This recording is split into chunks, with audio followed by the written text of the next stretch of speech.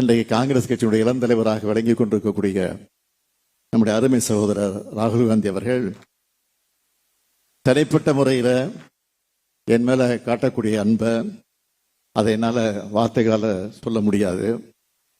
மற்ற அரசியல் கட்சி தலைவர்கள் எல்லாம் நான் பேசுகிற போது விழிக்கிற போது யாரையும் சகோதரர் என்று நான் சொன்னது கிடையாது.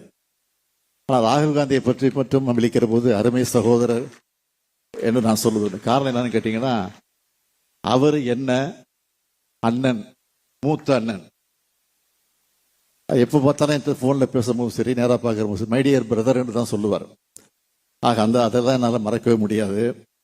இதுக்காக சொல்றேன்னா, இந்த அளவுக்கு அரசியல் நட்பு மட்டுமல்ல, கொள்கை உறவாகவும் வலுப்பெற்று இந்தியாவோட குரலாக இன்றைக்கு எதிரொலிச்சு கொண்டிருக்கிறது என்பது உங்களுக்கெல்லாம் தெரியும். இந்த உணர்வைத்தான் நான் எல்லார்கிட்டையும் எதிர்பார்க்கிறோம். தனி மனிதர்களுடைய நலனை விட நாட்டினுடைய நலன்தான் முக்கியம் என்ற உணர்வோடு அந்த நட்புறவு இன்றைக்கு தொடர்ந்து கொண்டிருக்கிறது.